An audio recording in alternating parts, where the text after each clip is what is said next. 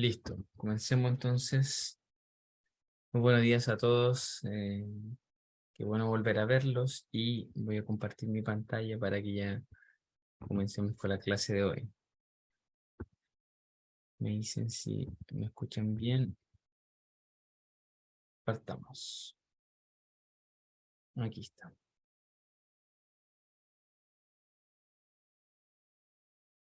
Déjenme las fotitos.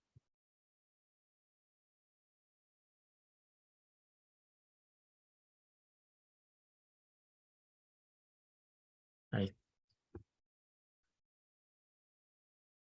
listo.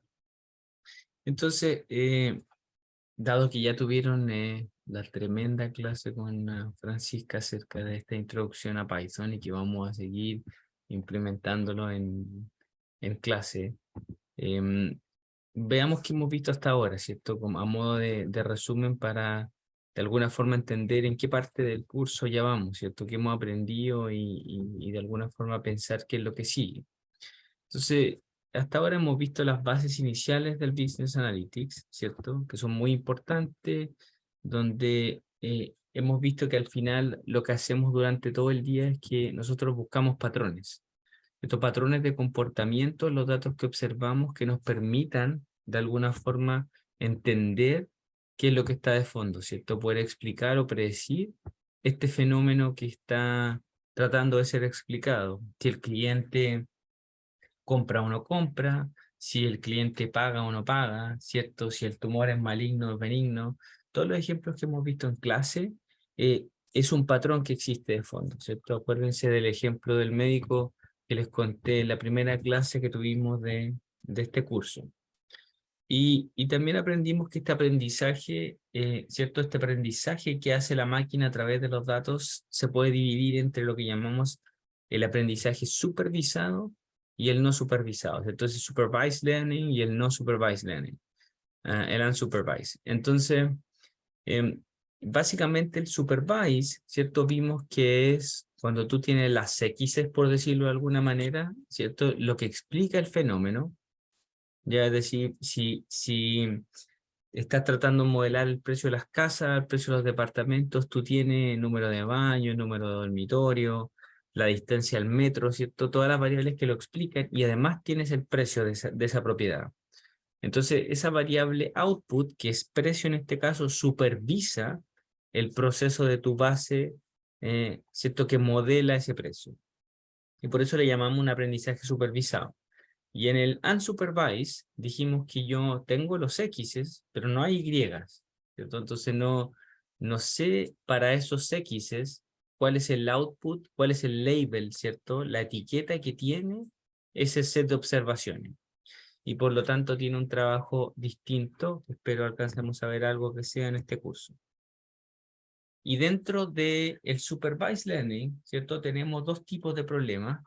Unos que se van a llamar de regresión y otros que se van a llamar de clasificación, ¿cierto? Eso lo vimos someramente en las clases que pasamos, pero hoy día vamos a empezar a verlo en detalle porque nos vamos a meter hoy día en los problemas de regresión para posteriormente entrar en los problemas de clasificación, ¿ya? Y vamos a ver sus diferencias, cuándo se ocupa uno, cuándo se ocupa otro. Y hemos visto que todas estas herramientas, ¿cierto?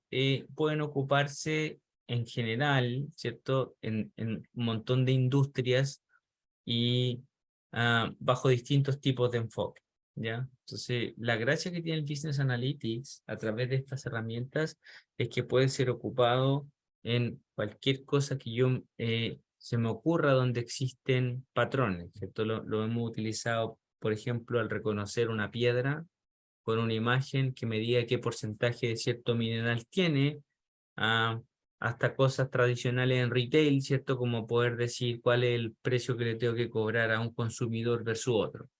Entonces los problemas son súper variados como hemos visto en clase y en todos estos estamos de alguna forma utilizando un aprendizaje supervisado o no supervisado, un análisis de regresión o de clasificación, ¿cierto? ¿Y qué es lo que hacemos con todo esto? Lo que hacemos es buscar patrones, ¿ya? Esto como para que tengan el mainframe de lo que estamos haciendo. Pero lo más importante de todos ¿cierto? Lo más importante dentro de todo este framework de análisis es que lo que nosotros hacemos en Business Analytics es buscamos, ¿cierto?, resolver un problema de negocios, por ejemplo, a través de este Goal-Based Organization Approach, ¿cierto? No tratamos de resolver un algoritmo de Machine Learning, nosotros no tratamos de ordenar los datos, nosotros no tratamos de ser TI. Lo que nosotros hacemos es que reconocemos problemas de negocios en que pueden existir patrones de datos y le encontramos una solución a ese problema basado, ¿cierto?, en los datos. Donde el Machine Learning, la inteligencia artificial o cualquier cosa que quieran entre medio, es nada más que una herramienta, una parte pequeña del problema integral que estamos resolviendo.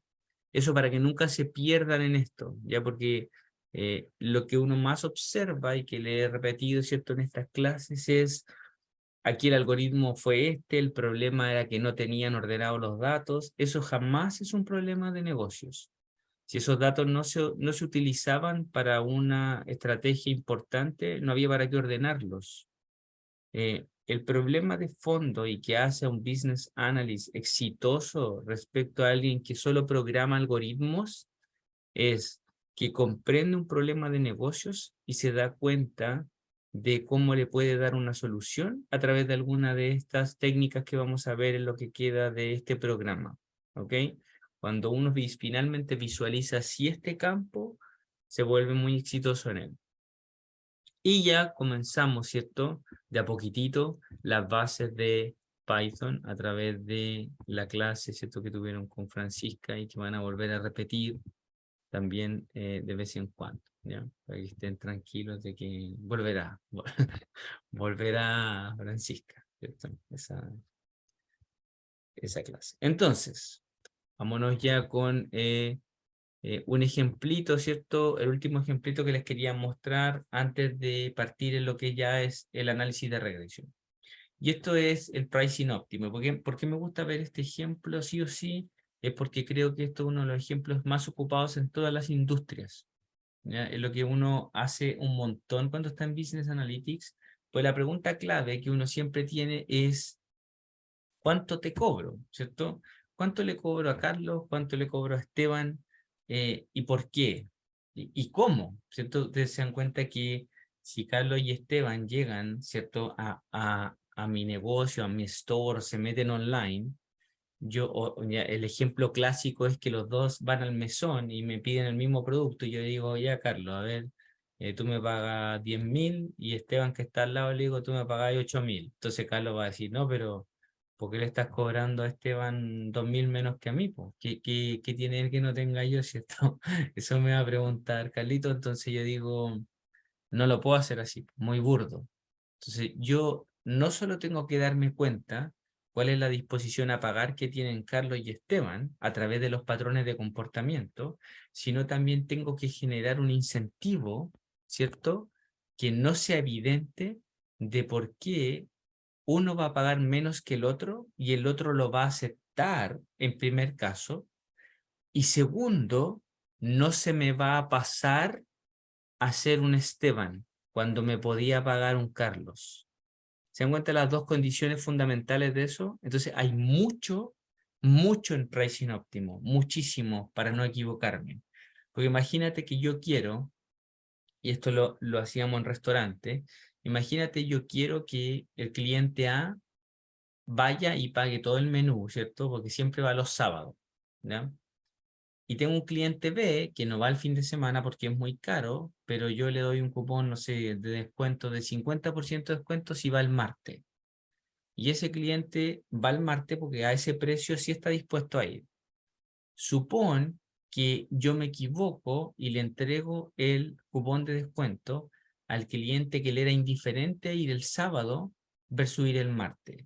Entonces ahí tengo un cliente que iba a ir el sábado y pagar precio completo, que ahora lo tengo sentado el martes. Y ahí yo estoy perdiendo el 50% del ingreso de ese menú. Entonces yo tengo que evitar que eso suceda. ¿Cómo evito toda esta historia? Buscando patrones, ¿cierto? Y creando una estrategia de negocio que sea acorde. Entonces por eso siempre me gusta ver el ejemplo de pricing óptimo, porque pricing óptimo lo hacemos en muchísimos lugares distintos, porque todo el mundo quiere maximizar ingresos, ¿cierto? Maximizar utilidad a través de cobrar precios distintos a distintos agentes, de modo de tratar de sacar la máxima disposición a pagar que tiene cada uno, ¿ok? Entonces, acá, y esta parte me gusta mucho, mira, fíjate que cuando uno quiere discriminar clientes, en el buen sentido de negocio, ¿cierto? Hay muchas cosas para pensar. Yo cuando comencé trabajando en este campo, que no era el Machine Learning entonces, era, está súper ligado a la organización industrial, ¿cierto? Esa es como la teoría de fondo. No existían estas técnicas famosas de Machine Learning con las que uno trabaja ahora.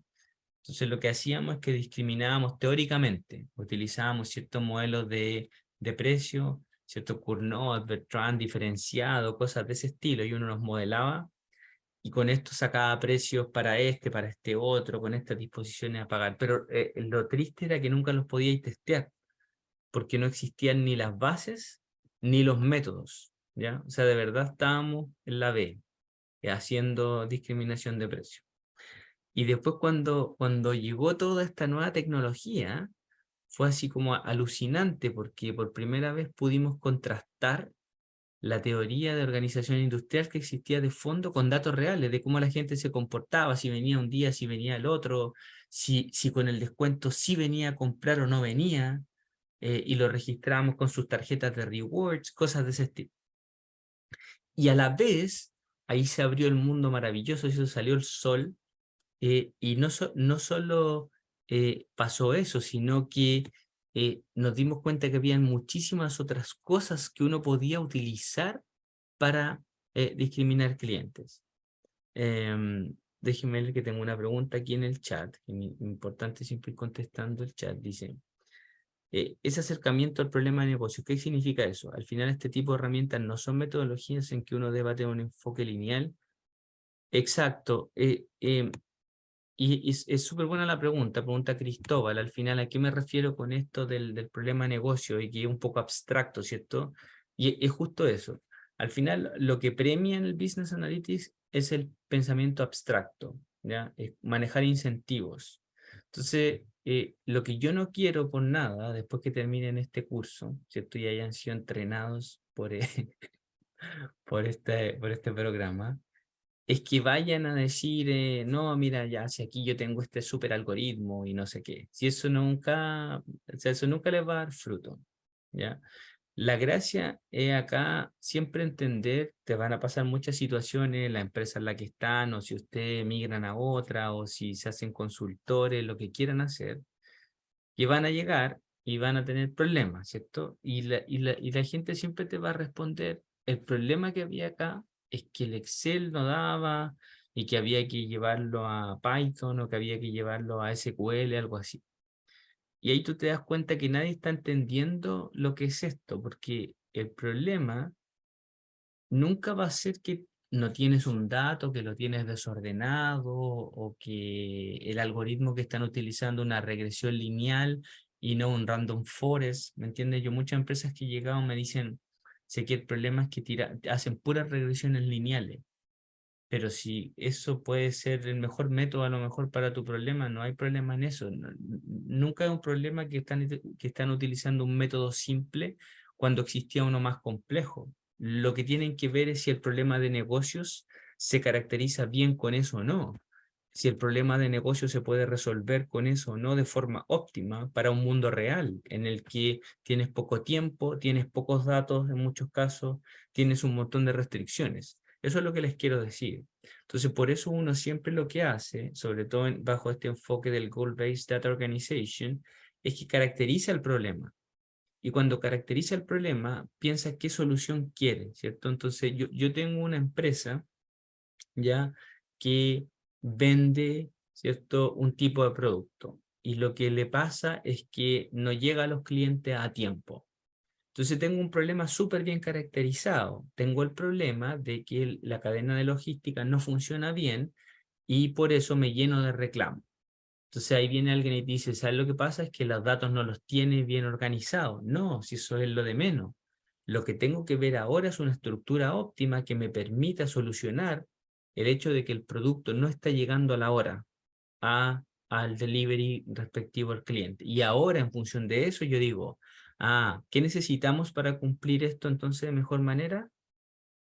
Es que no tenemos unos datos, perfecto. Es que no están ordenados, perfecto. Es que hay un algoritmo que no hemos programado que necesitamos para resolver este problema. Listo, y ahí yo hago un puente óptimo de Business Analytics. Y ahí voy y ocupo alguna herramienta Machine Learning, alguna herramienta de orden, lo que sea que tenga que ocupar, lo ocupo en ese entonces, pero no antes, ¿me entienden? O sea, lo que yo no quiero que malinterpreten acá es que el Business Analytics es entender el último modelo de Machine Learning o de inteligencia artificial para ir y tirarse cabeza y aplicar eso. Eso nunca funciona bien. ¿Ok? Ya. Entonces, cuando estábamos en el nuevo mundo, nos dimos cuenta que uno podía agrupar clientes por muchas cosas, ya no solamente esta era la clásica, ¿cierto? La clásica era disposición a pagar. ¿Quién está dispuesto a pagar más o menos por un producto? Fíjate que ahora también existía la discriminación por riesgo, ¿cierto? ¿Quién tenía mayor o menor probabilidad de pagar? O también uno podía, ¿cierto? Esto lo hacíamos en bancos. ¿Cuál es el día preferido para ser contactado y método? ¿Cierto? Entonces, a lo mejor Rodrigo le gusta solo ser contactado por email los viernes en la mañana. Y fíjate que como banco a mí me interesa mucho, entonces que a Rodrigo le llegue el email el viernes en la mañana, porque a lo mejor si lo llamamos el lunes en la tarde le va a molestar y un producto que podría haber comprado no lo va a comprar solamente porque lo contactamos en un momento que era el peor momento para contactarlo, ¿cierto? O cuál es el producto deseado, ¿cierto? Y tu atributo. Cuando compras una papa frita, ¿te gusta la papa frita plana o te gusta la ondulada? ¿Cierto? ¿Qué es lo que maximiza tu bienestar? ¿Cuál es la que tú vas a comprar? ¿Cuál es el atributo que hace matching a tu deseo por consumir ese producto? ¿Ya? Todo eso, con las bases actuales, se puede establecer como un problema de negocios y una discriminación positiva, ¿cierto? En función de lo que el cliente quiere. Entonces, un caso en particular que resolvimos en retail, la pregunta era, habían unos que usaban la tarjeta de crédito y otros que no. Y entonces, había una base, por ejemplo, teníamos, no sé, ponte tú 1 millón de clientes, ¿cierto? Teníamos 1 millón de clientes y de esos clientes a los cuales se les daba la tarjeta de crédito. O sea, todo esto uno le decía, toma, aquí tiene la tarjeta de crédito, la puedo ocupar. Y después que pasaban, que 6 meses o un año, nos dábamos cuenta que solamente 700.000 de estos clientes sí la ocupaban. Entonces, acá hay una pregunta súper clave, que es, ¿qué pasa con los 300.000 que no la ocupan? O sea, ¿por qué si yo le entrego una tarjeta de crédito a Arturo, ¿cierto? ¿Por qué Arturo no la ocupa? ¿Y por qué Agustín sí la ocupó? O sea, ahí está una pregunta. Y entonces, de nuevo, siempre en el mismo enfoque, pero ¿importa esa pregunta o no importa? Y la respuesta es que yo creo que sí importa. ¿Saben por qué? Porque hay un problema de negocios detrás. El hecho de que cuando yo estoy dando una tarjeta, yo la estoy dando porque gano plata con la tarjeta, ¿cierto? Es decir, cuando tú la ocupas, después hace un pago mínimo o te linkeo más como cliente a esta empresa porque estás ocupando la tarjeta de esta empresa. Supón que una farmacia yo te doy la tarjeta farmacia X. Con esa tarjeta te doy descuentos, con esa tarjeta viene a comprar productos especiales, entonces me interesa mucho que la ocupes. ¿Por qué? Porque maximizo beneficios con ella. Entonces, si Arturo no la ocupa y Agustín sí la ocupa, me interesaría saber cuál es el patrón que hace que Agustín la ocupe y que Arturo no. ¿Por qué? Porque yo necesito que Arturo la ocupe. Si por algo se la di, porque estoy perdiendo dinero al no ocuparla. ¿Ya? Entonces nos hicimos esa pregunta, ¿qué pasa con esos 300.000 que no la ocupan? ¿Ya? Y lo que hicimos, cuando ya detectamos bien el problema de negocio y la solución que queríamos, creamos este puentecito, ¿cierto? Que se llama Business Analytics, para poder ver cuáles eran los patrones que explicaban que uno la usaba y el otro no. Entonces, con eso nos dimos cuenta que había que primero mejorar los cupos disponibles en la tarjeta de crédito, ¿cierto? Entonces, cuando estábamos asignando los cupos, lo estábamos asignando mal, lo que hacía que muchos de estos clientes con el cupo que tenían sentían que esta tarjeta no servía de nada y, por ejemplo, ocupaban la Visa. ¿me entiendes? Cuando tú, no sé, tienes una farmacia, un supermercado y tú activas tu propia tarjeta, ¿cierto?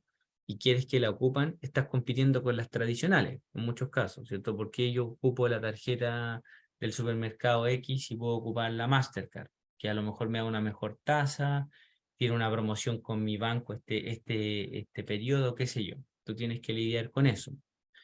Y entonces generamos promociones distintas para activar la compra de estos 300.000 y mejorar también la relación de los otros 700.000, ¿cierto? No solo para hacerlo para los que no lo hacían, sino para hacerlo para todos, ¿ok? Y con eso además podíamos predecir quién no pagaría, ¿cierto? Y mejorar las medidas de cobranza. O sea, hicimos todo de una, tratando de solucionar todos los problemas de negocios que se presentaban con esto. Y por supuesto, esto es aplicable a cualquier cosa que se puedan imaginar, ¿cierto? Porque en casi todos, ¿cierto? Los problemas de vender productos hay diferenciaciones de precios, descuentos que puedo aplicar, promociones, un montón de cosas que son aplicables, ¿cierto? A cargar distintos precios a distintos agentes, ¿ya?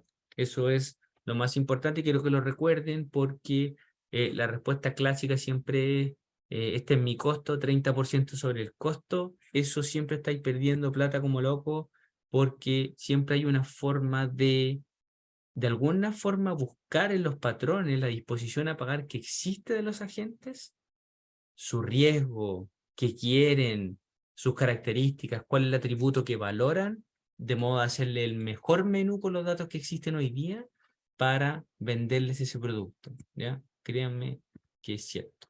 Entonces, ahora nos vamos a los problemas de regresión, ya después de esa tremenda motivación de lunes a las 6 de la mañana. Entonces, ¿qué son los problemas de regresión? El problema de regresión es lo que se conoce como el regression analysis en todos los libros, porque recuerden que hay muy poquitos libros en español.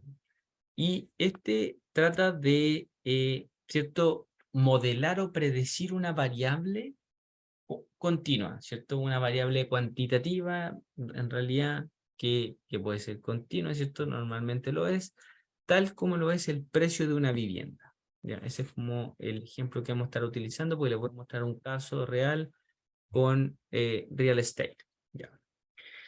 Entonces, nuestro primer método de aprendizaje, la idea es que, como para que lo diferenciemos de inmediato, el problema de regresión trata de medir, ¿cierto? De explicar o predecir cualquiera de estas variables que son así como numéricas tradicionales, ¿cierto? ¿Cuál es el precio de la casa? ¿Cuánto va a ocupar de la tarjeta de crédito? ¿Cierto? ¿Cuál es el monto de default que va a tener? Cosas de ese estilo, ¿ya? Y se diferencia gigantescamente a lo que va a ser el otro mundo, que son los problemas de clasificación, donde el modelo lo que hace es clasificar. Pues me dice, ¿qué categoría es básicamente el problema? ¿Es tumor maligno o es benigno? ¿Cierto? El cliente paga, no paga. Dado su, no sé, el color de ojos de sus padres y sus abuelos, va a tener este bebé ojos verde, azul, café, amarillo, ¿me entienden? Son puros problemas en lo que yo etiqueto a la gente, a la observación en un grupo.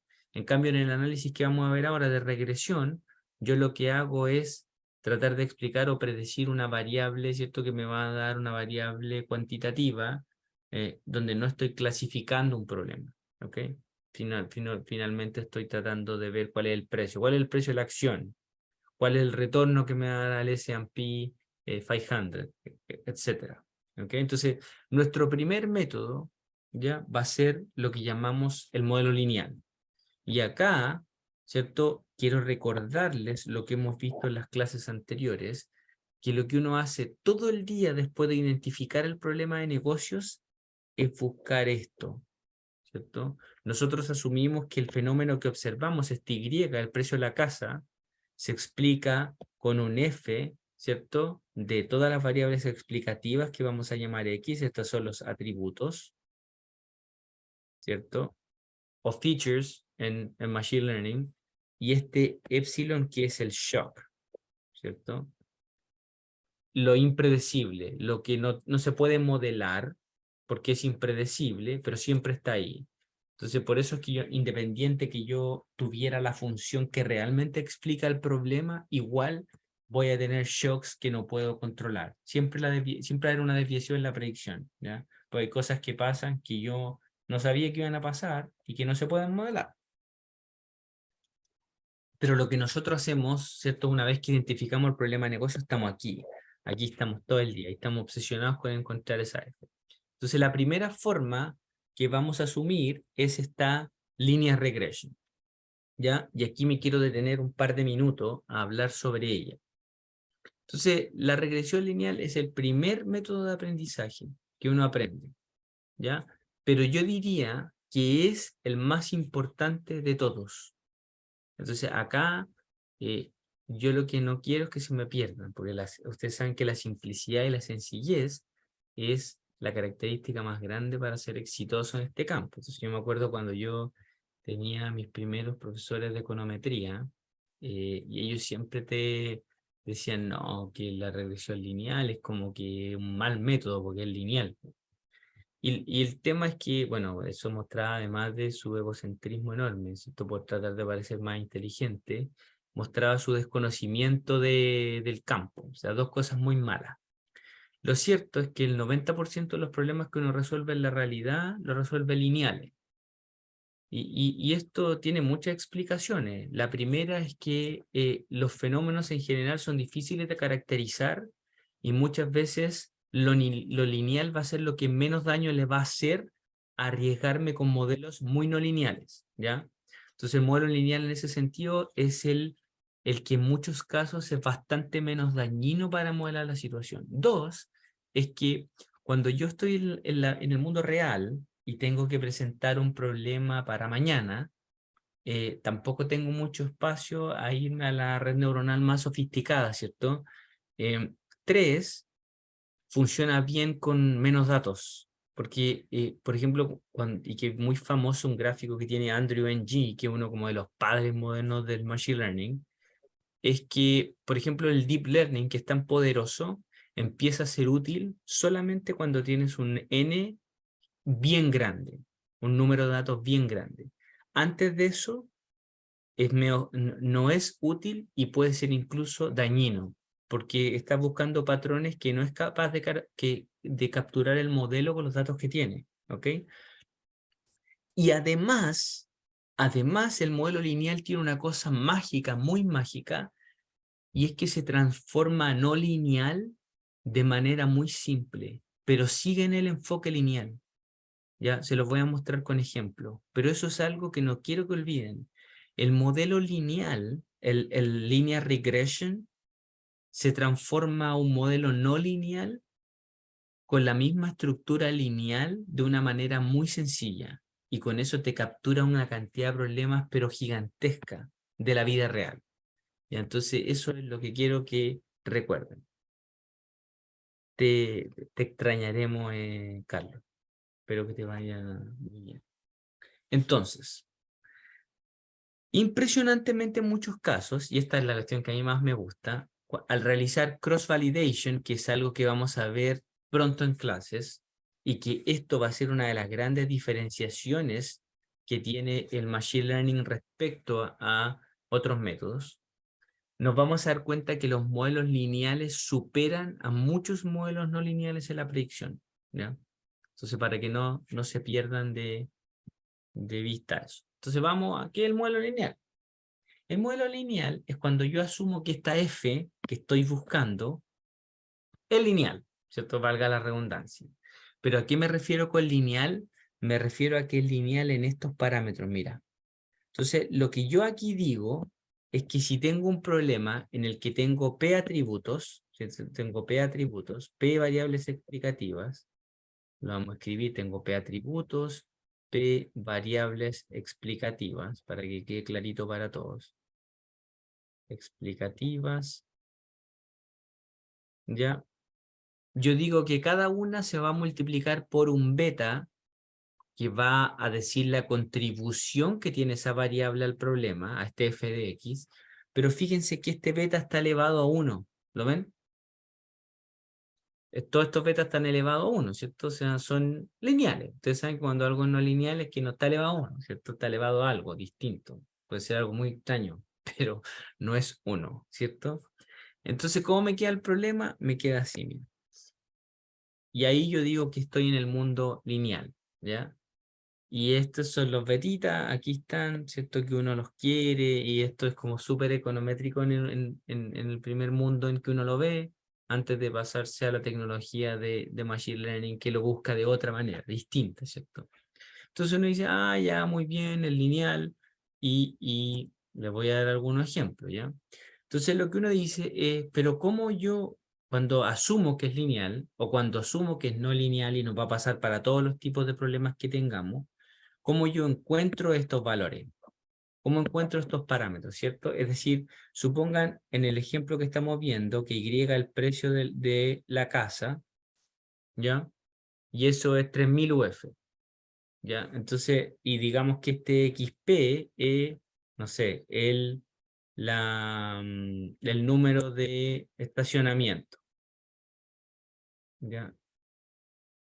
Entonces, a mí primero me preguntan, ¿ustedes creen que el número de estacionamiento importa para modelar el precio? Ah, y la respuesta puede ser sí, ¿cierto? Pues yo creo que las casas que tienen más estacionamientos quizás son más caras. Ya, es una hipótesis, yo la puedo testear con el modelo lineal. Entonces, lo que este beta acá estimado me va a decir, mira, si paso de 2 estacionamientos a 3, ¿cuánto sube el precio? Es decir, por cada estacionamiento que aumento, ¿cierto? ¿Cuánto más puedo cobrar o cuánto más vale en promedio una propiedad? ¿100 UF más? ¿200 UF? Ah, alguien puede decir, oye Alexi, eso va a depender si está en el centro o si está en la periferia. Ah, perfecto, ¿cierto? Quizás pasar de 2 estacionamientos a 3 en los suburbios no va a tener ningún efecto en precio, pero en cambio si yo paso de 2 a 3 y estoy, no sé, súper cerca a la moneda en el centro, eso claramente va a tener un efecto súper positivo en precio. Por ejemplo, lo puedo arrendar, ¿cierto? Hay un flujo que yo puedo capturar de ese estacionamiento, ya. Y así. Pero como sea, el efecto que están viendo es lineal, ¿ya? ¿A qué me refiero con eso? Para que lo entiendan. Mira, esta explicación es muy buena. Porque en cada problema que tengan, no, se ríen algunos porque yo digo que es muy buena y la voy a decir yo mismo, pero no es que sea buena porque la digo yo, no crean que soy, no tengo problemas de narcisismo. Entonces, miren, esto es así. Cuando tengan un problema en la vida real de negocios en la que están desarrollando, me imagino que están en este curso porque quieren implementar esto en alguna parte, ¿cierto? Entonces, cuando estén en ese problema, ustedes van a tener variables que afectan su problema, como el número de estacionamientos que yo acabo de decir, ¿cierto? O como en este caso la distancia, ponte tú al mall. ¿Me importa la distancia al mall si tengo una propiedad? Ah, puede que sí, puede que no, ¿ya? Entonces, ustedes se van a hacer siempre esta pregunta. Se van a decir, mira, en una cola izquierda y en la cola derecha de los datos, ¿ya? Cuando yo aumento en una unidad, en 100, en lo que quieran, ¿yo debería observar el mismo efecto en una cola que en la otra? Si la respuesta es sí, entonces el modelo probablemente es lineal en su representación. Si la respuesta es no, es que probablemente hay no linealidades ahí. Te doy un ejemplo. Supón que yo tengo un modelo de salarios, ¿cierto? Y en ese modelo de salarios yo quiero ver cómo afecta la experiencia, ¿ya? Entonces uno dice, cuando tú vas teniendo más experiencia en tu trabajo, tu salario debería ir aumentando, ¿cierto? Eso estamos claros. Probablemente es una buena hipótesis y se testea en la realidad. Pero yo les pregunto esto. Supongan que llevan 4 años trabajando y pasan de 4 a 5, ya que un corte importante en la vida laboral de mucha gente, porque no se pasa, por ejemplo, de ser el analista a ser el supervisor, ¿ya? ¿Van a ver el mismo efecto en aumento salarial que cuando llevan 20 y pasan a 21 años trabajando? Y probablemente la respuesta es no, muy distinto. Pero fíjate que yo te estoy cambiando uno en los dos casos. Estáis pasando de 4 a 5 y en otro de 20 a 21. Entonces, si el modelo fuera lineal, o si el fenómeno más que el modelo fuera lineal, uno esperaría que el cambio marginal es igual entre 4 y 5 que entre 20 y 21. Pero entonces tú me dices, viene, ¿cierto? Rodrigo me dice, no, es que no es igual. Perfecto, entonces probablemente ese fenómeno no es lineal. Si siempre hacen ese análisis con su problema, se van a dar cuenta si el fenómeno es lineal o es no lineal lo que subyace. Y de ahí va a venir una discusión de, chuta, si dado que no es lineal, ¿me sirve igual el modelo lineal o no? ¿O qué hago? Ya, y vamos a discutir sobre eso en clase. Pero cuando yo ya estoy en esto, ¿cierto? Y digo, oye, mira, quiero estimar este modelo. ¿Cómo lo hago? ¿Cómo encuentro este parámetro que me decía que de pasar de 2 a 3, en promedio subía 100 UF? Este beta que está aquí, que en este ejemplo era 100 UF, por ejemplo. Y la respuesta es que el enfoque que tenemos en Machine Learning es que minimizamos un costo, ¿ya? Entonces esto siempre lo que va a hacer, estos algoritmos hacen todo lo mismo, minimizan una función de costo, ¿ya? Y el costo más común a minimizar, porque hay muchos costos que uno puede minimizar, pero el más común a minimizar es este que está aquí, que se llama el mean square error o error cuadrático medio, ¿ya? ¿Cierto? Se llama mean square error en los libros que van a leer o el error cuadrático medio, ¿ya? Para que estén ahí on fire con esto. Con las dos terminologías le voy traduciendo uno y lo otro, una clase muy completa. Esto, ¿se dan cuenta? Está incluido los cambios de idioma. Entonces, ¿qué es lo que hace el error cuadrático medio o mean square error? Lo que hace es lo siguiente, mira, dice, ¿cuál es el valor real? Y le resta el valor predicho. Y entonces yo decía, mira, esta propiedad, esta casa, en realidad en la muestra salía que costó 2.300 UF.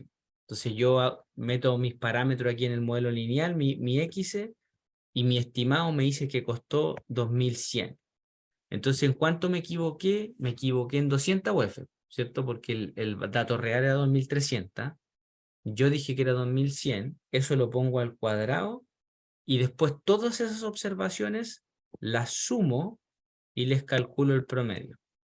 Y ese es mi costo, ¿ya? Y los costos van a ir cambiando, en clasificación van a ser distintos, en redes neuronales vamos a cambiar un poquito en algunos casos, y así, ¿ya? Los costos van a ir cambiando. Pero ese es el enfoque Machine Learning, lo que hace es que tú le metes un costo y él lo va a tratar de minimizar todo el tiempo.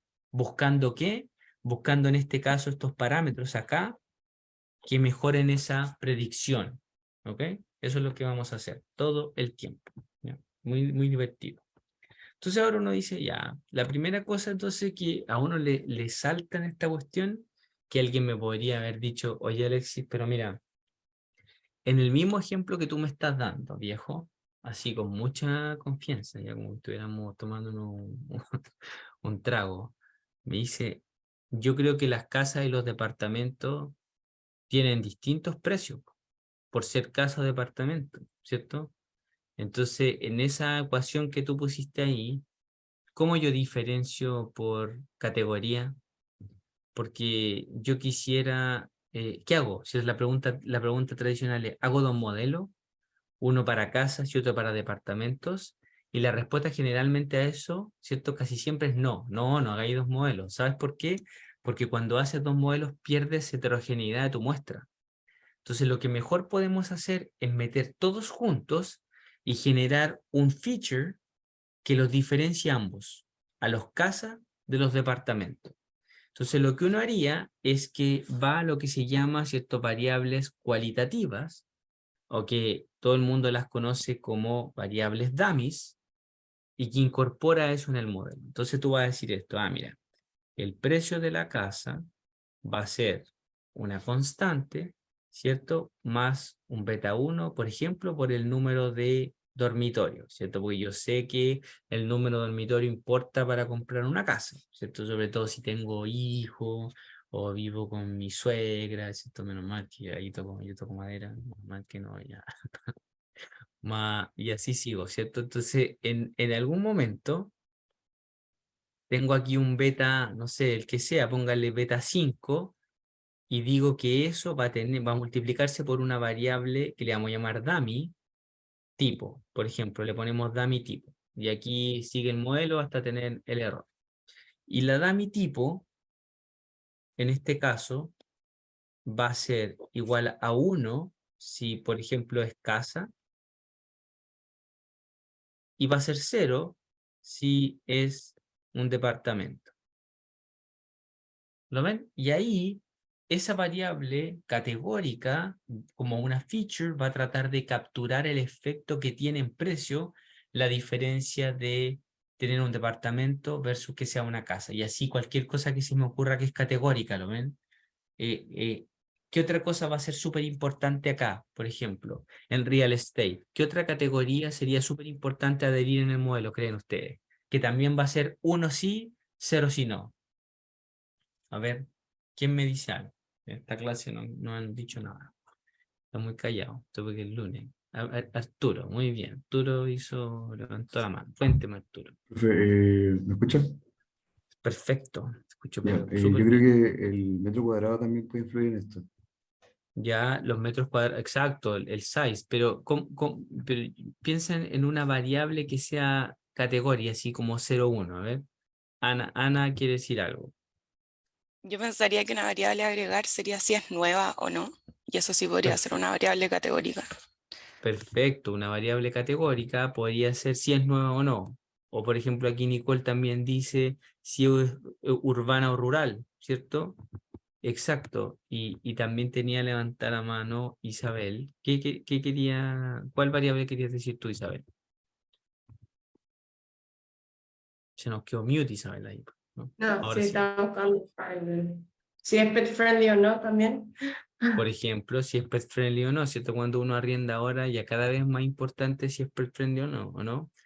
Y aquí Luana dice la que yo quería, pero todas están muy buenas, pero esta es la que yo quería justo leer, era comuna, porque esta cuestión sí que es mega importante para el precio, ¿cierto? ¿En qué comuna está?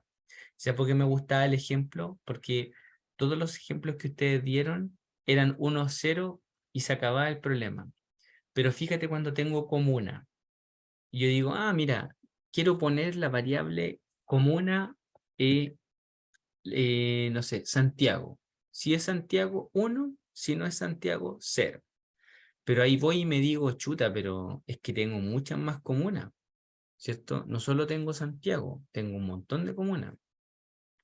Entonces, también voy a poner si estoy en Pedro Aguirre Cerda 1, si no 0. O si estoy en Las Condes 1, si no 0. Entonces, ahí voy a tener un montón de dummies que me van a indicar 1 si está en la comuna, 0 si no. Pero ahí voy a tener que tener cuidado con una cosa, ¿ya?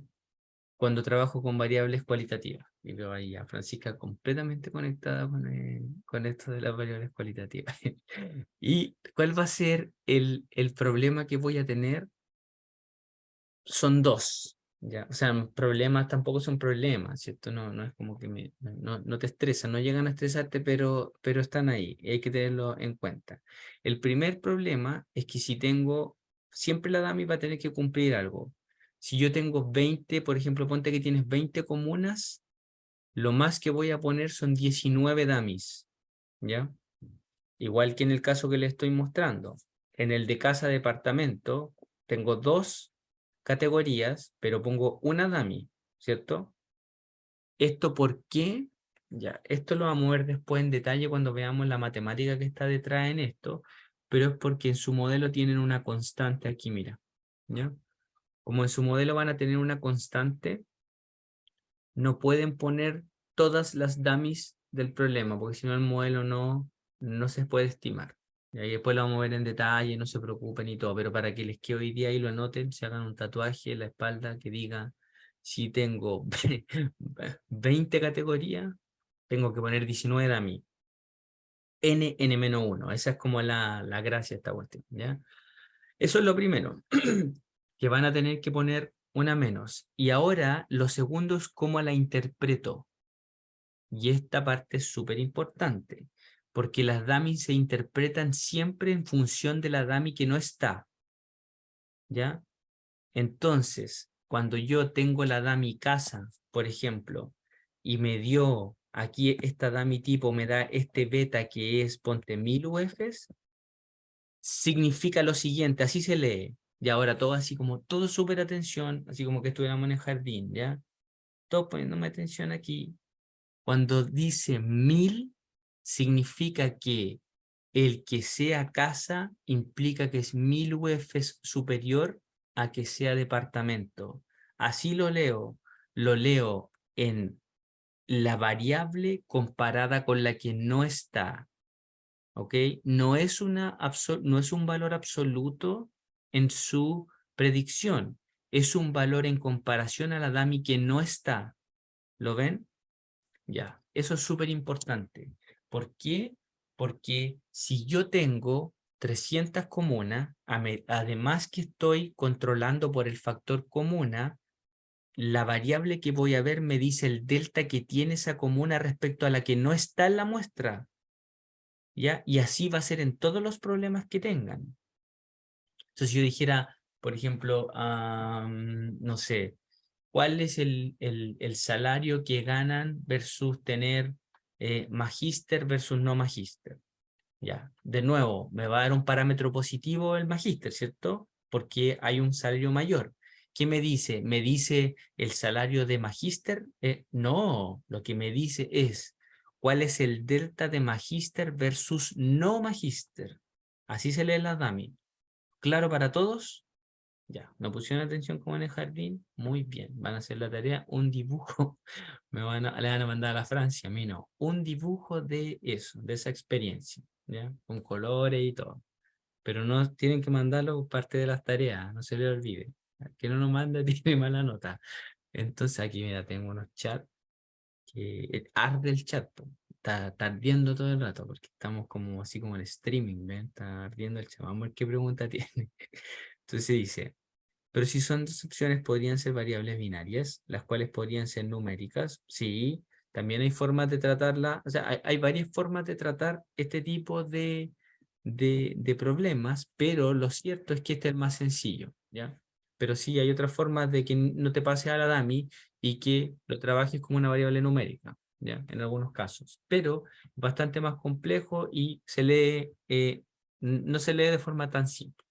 Y ahora Cristóbal me hace otra pregunta, me dice, y en caso de que tengamos meses, por ejemplo. Ah, buena Cristóbal, mira, y esta vamos a decir que es muy buena la pregunta de Cristóbal porque me gusta por dos razones. La primera es que es el caso de la DAMI, entonces mira, yo diría, aquí tengo la variable y tengo un beta 0 y supongan que los meses importan, entonces voy a decir beta 1 por enero.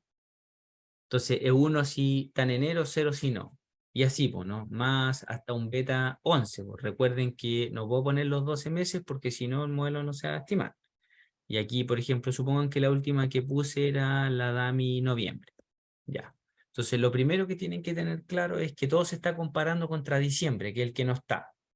Entonces, lo que voy a ver en esos betas es cuál es la diferencia que tiene estar en enero versus estar en diciembre. Febrero versus estar en diciembre y así. Pero no solo eso.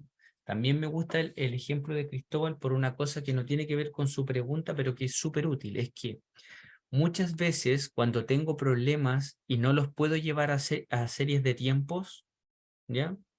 Les puedo poner dummies para controlar por el mes, por el año, y me da cierta caracterización temporal en un problema de cross-section. Y esa cuestión es muy útil en la vida real, ¿ya? Muy, muy útil. Entonces, por ejemplo, uno dice, oye, mira, tenemos una muestra de cuándo se vendieron las casas, pero tenemos un corte transversal, po. No podemos tener serie de tiempo. ¿Saben por qué no tenemos serie de tiempo? Cuando vemos real estate, en general, ¿se le ocurre por qué? No, se rascan nomás. Eso, se miran para otro lado, para apagar la cámara. No tenemos porque las casas se venden muy poco. Entonces, ponte, yo tengo una casa que se vendió en el 90, después tengo que se vendió en el 2010. Entonces, no me da para hacer una serie de tiempo. No la puedo estructurar porque la otra que tengo se vendió en el 80 y después se vendió en el 2020. Entonces, como tengo esa estructura temporal tan escasa, no puedo crear una serie de tiempo. Pero sin embargo, yo sé que importó que una se vendió en el 80 y otra en el 2010. Po. Entonces digo, ¿cómo puedo capturar ese efecto de año? Por ejemplo, que había una recesión. Imagínate, los que vendieron en 2009. es importante el año, ¿no? Entonces todos me tendrían que decir así, pero como sí, po, muy importante. ¿Por qué? Porque estaba en plena, la segunda recesión más grande de la historia de la humanidad, ¿cierto? Financiera. Entonces uno dice, obviamente, y de hecho más encima, esa recesión fue por el mercado inmobiliario. Entonces el mercado que más se vio golpeado fue el mercado inmobiliario. Y es sorprendente porque cuando tú ves los datos de gente que puso su propiedad para venderse, sobre todo en Estados Unidos, que fue el país más golpeado con esto, pusieron para vender su propiedad, ponte en 2008, $1 millón, ¿ya? Después empezaban a pasar los meses, nadie la compraba. 900.000, 800, 700, 500.000 propiedades que bajaban en 50% desde su primera oferta. Se terminaban algunas vendiendo, ponte, en $300.000. Una cuestión súper impresionante. Entonces, tú ahí, cuando tienes ese dato en corte transversal, te preguntaría, ¿importaba el año? Y la respuesta es sí. Pero entonces ahí tú dices, pero hagamos una serie de tiempo, y dices, no puedo hacer una serie de tiempo porque no tengo la estructura de los datos. ¿Qué hago? Le meto una dummy año o dummy mes, como dijo Cristóbal. ¿Lo ven? Ya para que no se le olvide que las dummies son útiles, ¿verdad? Viste que esta es la parte más linda del modelamiento, que cuando uno ve que en lo simple está lo poderoso, empieza a avanzar muy rápido en Machine Learning, ¿ya? Si nunca le crean a los profesores que les dicen cosas egocéntricas, porque esos son los peores profesores que uno puede tener. Yo tuve de esos muchísimos, así que por eso les digo lo contrario. Y aquí tengo otra pregunta que me dice Elizabeth. Dice, ¿cómo trato la variable común en Chile? Por ejemplo, tendría 364 dummy, exacto, para 365 categorías. Muy buena pregunta, y muy avanzada, sí. Mira, lo hemos hecho de distintas formas, porque para serles súper sincero, cuando tengo el problema de las comunas, no es trivial. Porque es verdad, tengo 365 comunas, ¿y qué dice la teoría? Pon 364 dummy. Pero lo cierto es que cuando uno corre eso, el modelo bota varias dummy, porque van a haber comunas en las que tengo muy poquitos datos. Entonces el modelo no puede identificar un patrón y lo que hace es saca la dummy. Y cuando la saca, es difícil interpretar contra quién se están comparando, porque tengo varias fuera, ¿ya? Y ahí lo que pasa es que yo lo que termino haciendo es que no quiero interpretar la dummy, sino simplemente quiero controlar por ellas en el modelo, para que el modelo no quede vacío sin ellas en función de lo que me interpreta al tenerlas. ¿Ok? Entonces, es una muy buena pregunta. Entonces, lo que muchas veces hago ahí, es lo que exactamente lo que hice Elizabeth, es voy a agrupar categorizaciones de comunas que se parecen. Entonces, por ejemplo, a mí me sacó la comuna X el modelo porque tiene 3 observaciones. Ponte, cuando corríamos de estos modelos a nivel agregado por gobiernos, habían comunas que teníamos 2 casas que se habían vendido en esa comuna. 2. Entonces, el modelo que hacía cuando corría, las botaba. Pero como no encontraba patrón, las sacaba en el modelo Machine Learning. Entonces, lo que hacíamos ahí es que decíamos, ya, pero mira, si esta comuna es igual a la comuna Y, po, entonces pongámoslas como una comuna, no como comuna, sino como una agrupación de dummies, ya, y ahí empezaba a funcionar mejor. Exactamente eso. ¿Ya? Muy, muy buena pregunta. Y me emociono con estas preguntas, como que me quiebro, me dan ganas de llorar. Entonces, mira. Aquí uno dice, ya, pero estoy on fire, po. Entonces alguien va y me dice, oye, pero estoy tan on fire que metámosle DAMI, metámosle comuna a este modelo, y alguien va y me dice, y aparte que hay otras cosas acá, po. Entonces yo, en esa tentación, ustedes saben que uno siempre cae en las tentaciones, ¿cierto? Ustedes lo saben, mira cómo se ríe Carlos, por ejemplo, se ríe ahí porque yo no sé qué estará pensando, pero estamos aquí en Machine Learning, Carlito. Entonces yo digo, mira, lo importante importante no caer en las tentaciones. Eso es lo que mejor les puedo enseñar de todo este curso de programa de Data Analytics. Y volviendo al Business Analytics, lo que les puedo decir es que cuando uno está aquí en la tentación, uno se da cuenta que puede estimar muchos modelos. Entonces, fíjate que aquí le doy un ejemplo, mira, súper sencillo. Cuando yo tengo 2 variables explicativas, puedo estimar 4 modelos distintos, lineales.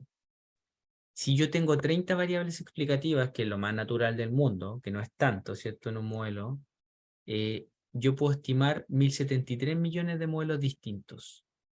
1073 millones. Entonces la pregunta es, ¿yo puedo realmente estimar eso? La respuesta es obviamente no, ¿cierto? No, no puedo. Imagínate cuando uno hace análisis genético que tienes miles de explicativas, de combinaciones ahí. Entonces ahí tenéis 2 elevado a miles de modelos. ¿Qué es eso? Nada, no sé. Es una cuestión muy rara. No, o sea, no lo puede estimar el computador. Entonces, ahí uno dice, ¿qué hago? Y cuando uno está, y esta es a mí, esto es lo que me encanta el Machine Learning versus la econometría, donde yo partí como un econometrista puro, después me transformé en otra cosa. Pero cuando estaba en ese mundo, uno decía, veamos los p-value, para ver cuáles son significativas y cuáles no. Ya a lo mejor algunos lo conocen, otros no. Entonces ahí venía el Machine Learning con su bazooka y decía, ya, súper bien. Entonces miremos, ¿cierto? 1.000 millones de p-values, que es lo que yo tengo muchas veces cuando estimo todos estos modelos. Y la pregunta es, ¿puedes mirar 1.000 millones de p-values? La respuesta es no, no puedo, imposible, ¿cierto? Me vuelvo mono. Porque más encima, imagínate cada combinación que voy haciendo. Entonces la respuesta que tiene Machine Learning es que no lo tienes que hacer tú, lo tiene que hacer el aprendizaje. El aprendizaje te tiene que decir qué variables sirven y cuáles no. Y esto en Machine Learning se va a llamar regularización, ¿ya? Y son métodos que van a permitir automáticamente decirte, mira, esta variable sirve o esta variable no.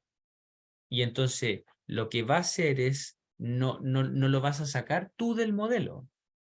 Lo que va a hacer el método mismo lo va a llevar a cero, por ejemplo, el parámetro, diciéndote que no importa. Eso se llama regularizar y así tú vas a poder estimar si querís 100 millones de modelos sin mirarlos y el algoritmo va a ir testeando, mira, esta variable sirve, esta variable no, y las va a ir haciendo cero o no cero. ¿Ok? Ya, entonces se pasó volando esta clase. Yo, ¿para qué? Yo me tengo que tirar flores yo mismo porque si no, ¿quién? ¿Viste? Si no, como que me da triste la cuestión. Así que, oye, gustazo volver a verlos. Espero sigamos aprendiendo entonces todos juntos. Nos vemos el próximo lunes, muchachos. Que estén bien, que tengan una bonita semana. Un abrazo. Adiós.